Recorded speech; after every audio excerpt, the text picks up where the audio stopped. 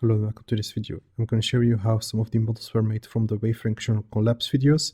And in this video, I'm going to focus on making the wooden crates. So here in Unreal, I have some wooden crates, some props that are made out of wood. And these are all made in Houdini. Each of these props are actually built out of another modular set. So I only had to make these 6 models, and then I can combine them together to make a crate, a bigger crate, a bucket, a barrel. So this is a quite useful set to then create multiple models. So this is then for creating multiple different props for my scene, so I could save time and spend more time on the wave function collab tool. So I only had to make a very small amount. Then here in Houdini, let's create a geometry network. And in this geometry network, we're going to start out with our planks. So I'm going to take a box and we're going to scale this to a bigger plank. So we can, for example, scale this like this. So this is our first big plank. Then what I want to do on this is I want to add a bevel, but I want to add a random beveling. For this random bevel to work we need more topology. So your box needs to be on polygon mesh, and then we can here go to the axis divisions, and with the middle mouse button we then can increase this number. If I now would play around a noise, attribute noise, we can add a noise on this model. So each point will have a different value based on this noise. So now I want the 1D noise, which is just a grayscale, and I want to also use the remapping. So we have values from 0 to 1. And then we can play around also with the size here. So you can just tweak that when you want. And I'm going to use this then in a bevel. And I'm also going to change this from color to the name p-scale. So here let's place down the bevel node, polybeveling. So in here let's set a distance. Something like this. You can always increase this if you want to. Now we want to set this from no scaling to scaling by attribute, and by default it's going to look at the p-scale. Now also important here is to go to the exclusions and enable ignore flatten edges. And now as a result we have this random bevel based on this noise, which is then here very useful. So in this case I'm thinking about increasing the distance. So you see, if you do this too much, it might conflict with the already existing geometry. So I'm gonna have to be careful. So in this case, I think I might go something like this. Then after this, I'm going to voxel this model. So this is a node from the lab tools. Then in here, I'm gonna disable bound box relative. And I'm going to use custom resolution, so I can define how much polygons are used. And I'm going to start out with, let's say, 0, 2. And if I hold middle mouse button on the node, I can get the information. I think I can go higher. So let's say maybe 1. That's a bit better. You can even go way more if you want to. And then we can also go project to original, and we can apply some smoothing. So based on what you would like, we can have a lot of smoothing. So right now I did a lot of smoothing. Then comes an interesting part, and I'm going to create this wood structure on this model, and I'm going to use an attribute FOB for this. So attribute FOB, plug it in over here, and in here we have an option for noise. So in this case I want to use the vines node. This will return the most wood-like structure. So I'm going to fill in my position here. And you can, for example, plug this in the color just for visualization. So you can see this is now going on. And of course, we're going to play around with this value. I'm going to set this here first to cylindrical. And I'm going to play around with where these offsets are and how the sizes are going. So this is sort of the offset position where it starts. Then I want to have the direction here from the Y. I want also something more stylized looking, and I'm gonna get rid first of the noise before I'm gonna further fill in values. That will make it more clear. So here at the bottom we have this noise amplitude, and let's set this to a very low value, and you can see that now the noise is less gone and we see more of these lines going on. So if I would put this then to, let's say, 1.3, so we have a little bit noise but not too much, that could be working. Then we can further play around here then with these values. So if you think you still have too much noise, we can then lower this, so we almost have perfect lines, and now we can do some noise. And you can see here also the cylindrical option working, and because of the offset, the cylindrical way is starting here. So if you would put this to 0 and 0, you would see that now it's starting perfectly in the center. But you can, for example, tweak this so it starts, for example, here. And you can then further play around with some of these values and just like think about how many of these lines you want per wooden side. Now also useful here is on the side, you actually have an option to promote the parameter.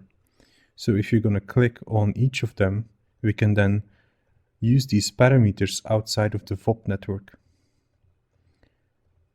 So here I exposed all of them, so we have a lot of control. So as you can see now all these settings are here at this level of the node, which is very useful. And what I'm going to do here, now it's stored in the color, but I want to actually have this in my geometry so it can be baked in my low poly. I'm going to use the node called displays along normal. Place the node here. We need to displace the points, of course. We can also plug in the normal direction, and our amount is the amount of my veins. Now this new point is then used here, and it will probably look like this. So we're gonna have to go here and lower some of the scaling so it's more subtle. So you can see you can play around with this, and we would just want to have like a little bit going on. So I don't have that much topology to have extreme details, but for the main structure it's kind of working to get some of that feeling in there. You can also just delete the color to see how much it is actually doing. And I think this is okay for now. We can of course also expose this value, promote scaling value, and now we have here at the bottom the scale for this. Now we can then here fine tune this as well. So if you're not happy with what it was, we can then start here fine tuning some values. So here I tweaked some values. So this is a more different looking one with like less noise and bigger shapes. So you're gonna have to find what you want. Of course, you can increase this network and add more features to make it even better. But in this case, I'm just going to keep it simple because from this node already does a good job at creating the base structure that I want. But you can definitely tweak this network until what you would like to see.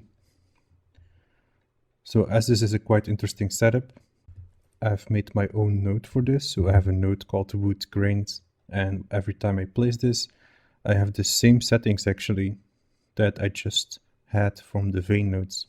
So if I would plug this in over here, I'm basically having this very similar effect of what I actually made here. If you have an interesting setup, make your own node out of it so you don't have to make this from scratch all the time.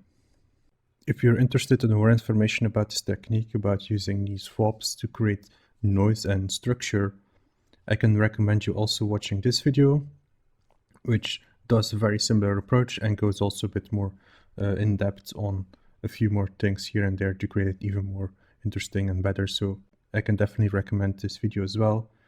It gives some interesting information to further push this. Then here back in Houdini, I have my first plank ready, and this is still a very tweakable setup. So we can, for example, go to our bevel, and I can push my bevel even more if I want to. And at a certain point, we're gonna create shapes like this. So this might be too extreme. So I can also easily start to make this larger if I want to. So now I have a setup that I can just copy paste and create bigger planks. So in this case, let's copy paste this network.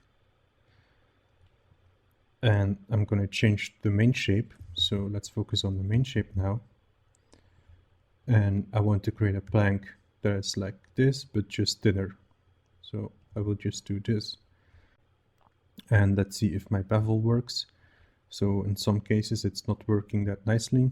So I'm actually thinking of decreasing the number of polygons here in this side, so it has more room for the bevel.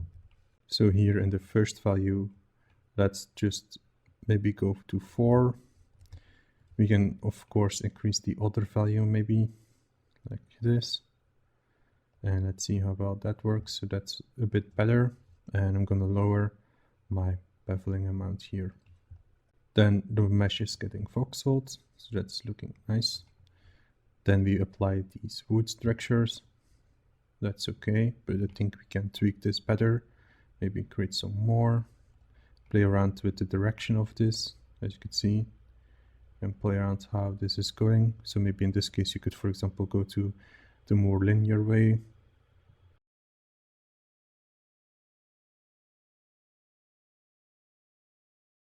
So we can create this structure. So this is how it looks. I also find it more interesting to actually have no extra lines here on the x-axis. We'll just set it to 2, and this will result in pushing the bevel a bit more. So I get rid of this corner actually here, and this is getting then beveled. So that just makes it a bit nicer, I think. We can also here play around with some of the bevel scaling. So we can get a smoother version here, or we can get more randomness in there. And now I'm going to make the third and the last plank. So copy the models again, going back here. And now what I want is a more broken version.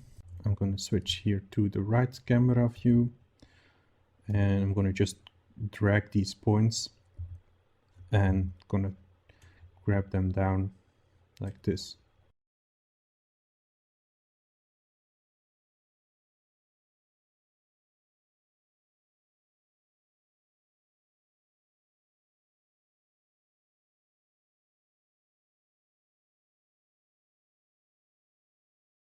Something like this. We could also click this edge and maybe drag it like that. Can do the same here, play around with these edges. Then we probably have to tweak the bevel here. Or this can actually be fine like it is now. I think it's okay. Then doing voxel and then the grains. And it actually did a pretty good job here. I think this is okay. Maybe let's increase the intensity here a bit. I think this is okay. So we have a more broken version of the plank. So these are all my plank models. I can merge them together. Now also when I merge them together, they are overlapping. So I'm going to place down transform. And let's just move them away. So in this case, probably like 1 unit. Then another transform here as well. And then here 2 units. I think actually 1 unit was probably too low, so let's just go for 2 and 4 units. So now I could use this as my high poly, and now I can also make a low poly. So here are my wooden parts.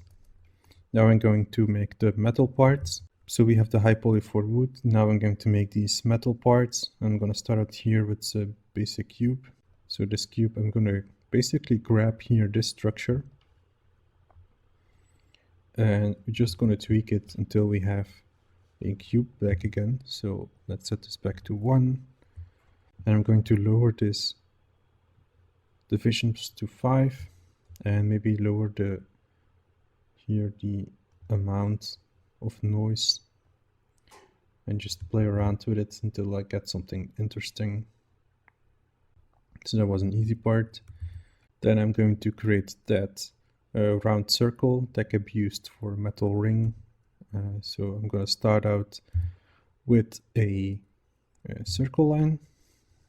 Going to place this on the ZX plane. Then going to use this in polygon mode. So now it's a real polygon. And I can increase this to, for example, maybe 100. Because when I voxel this mesh, it's going to give a better result. So right now we're focusing more on creating mid polys and high polys, and low poly will be taken care of later. So from here, I'm going to use the sweep node. So sweep, and here with the new sweep node, we can then here go, for example, to a ribbon, square, or round tube. And in this case, I'm going to go for a square tube. I'm going to disable all these extra columns, and I can play around here with the size, so maybe a little less. And I'm also going to grab here the outer line, so double click on this line, and also here double click on this line. Then I can go here to my scaling mode and scale this up like this, and we have the ring. Now you can of course do this in other ways as well, like you could use the second input here from the sweep and create more complex sweeping, but in this case I'm just used it to a very simple case. Then here I'm going to copy this noise with beveling. So right now random noise, and let's bevel this based on the noise. And as you can see, nothing is really happening. The bevel is quite consistent, but when I increase here the angle, you can see that now we have a more random version. And I think this might be too much, so let's lower the intensity just so I have a little randomness. And also I want to change here the size. So for example, some parts are then very thin and they go wide again and they go thin again. So this is looking quite interesting here then.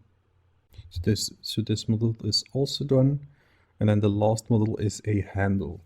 And for this handle, I'm going to start out with a curve node. So place down the curve node. And I'm going to switch back to on the front view. Going to enable my grid so I see a bit where my center is. And let's use the snapping.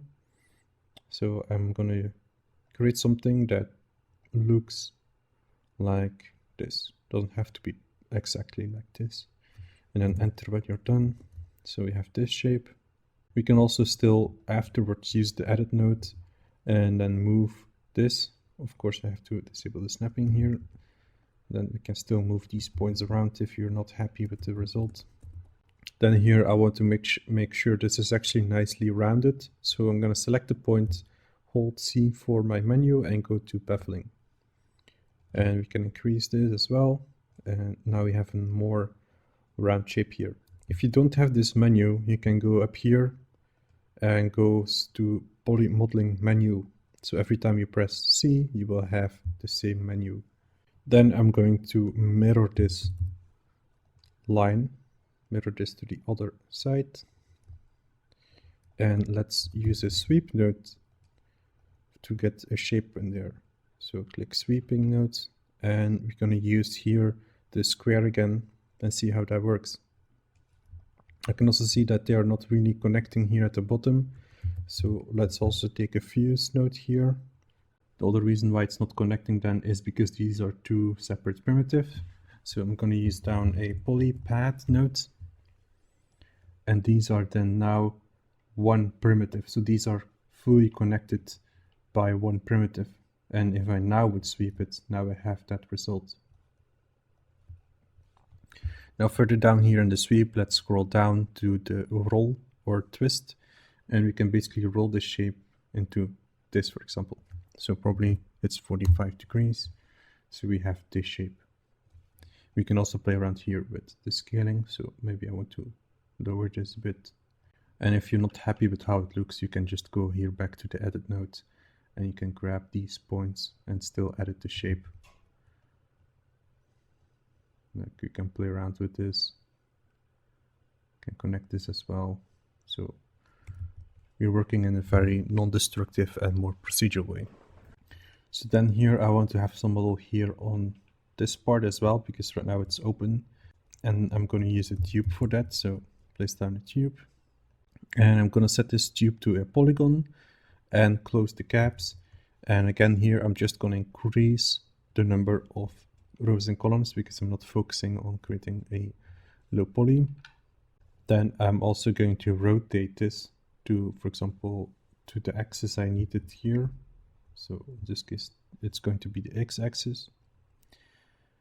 Then I'm going to bevel the edges. So I'm going to select these rings, hold C to bevel it. And now we can set the bevel amount like this. And now I want to have these nicely fitting into each other. And select everything, scale this down, and probably switch to a front view and place them like here, like this, so we can play around here a bit until it fits well.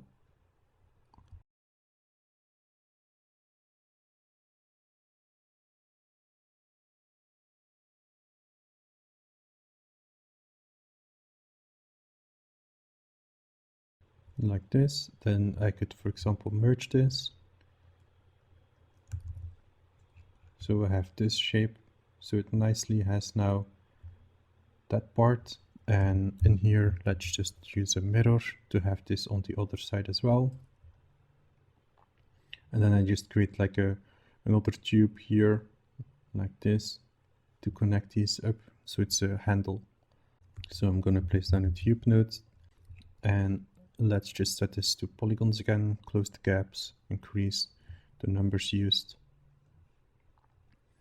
And we need to face this in the right direction. So the x-axis in this case, scale it down. And I'm going to try to position this as much as I can within the node itself. So in this case, it's going to be like this. So it could be nice here to also make it bent, so it follows that shape a bit better. So what I can do is then here increase the rows. So maybe 11. So I have a nice one in the middle. Grab this, press T to move it, and scroll with your mouse to have a soft selection. So now I can have this little bent version, and I can increase this like this. Select everything and move it like here, so it fits nicely there. You could also here do a second tube, and this tube can then be a little bit bigger in radius. So if I would grab here my scale, I can make this a bit bigger, make it here smaller, select the middle again, and move this upwards and scroll with the mouse. And then we can load this in here, and now we have a bigger part here. Now these parts are not connected, but later on I'm going to use the voxel to make sure everything is connected. So I'm going to merge now all the metal parts. So this one, this, and this, merge them. And again, they are all in each other. So let's use a transform node. And we probably have to set again number 2. Copy the node and 4. So they all have some spacing. Then merging these together. And I noticed that these are done also maybe a bit weird. So let's use a transform here again. So move these up and rotate them like this.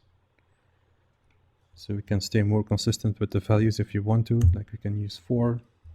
And so this is then the modular kit that I just had. I can also see that this model is quite small in scale. So right now I'm going to take a moment to make sure my scaling works a bit. So I'm going to increase the scale here for this model like this. So that could be better.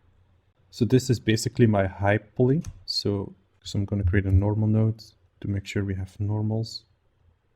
And then a null node that is basically saying this is my high poly. So we can either export this or we can bake this in Houdini. Then I'm going to calculate my low poly. I'm going to use here the poly reducer. So we can plug this in. We can reduce based on percentage, but we can also go here to output specific number. And now we're going to export 1000 polygons. So this is exactly going to be 1000 or 999. There's also one more small thing I forgot, is I said I would voxel the result here. So I did not do this. So let's grab a voxel from the wood planks here and copy this here. So it's going to just take the same settings and it will voxel them with a very high smoothing on them. So maybe the smoothing is a bit too much. So let's lower the smoothing a bit. And that's okay.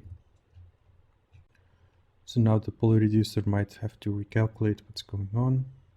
And now we have this result. So this is very low poly.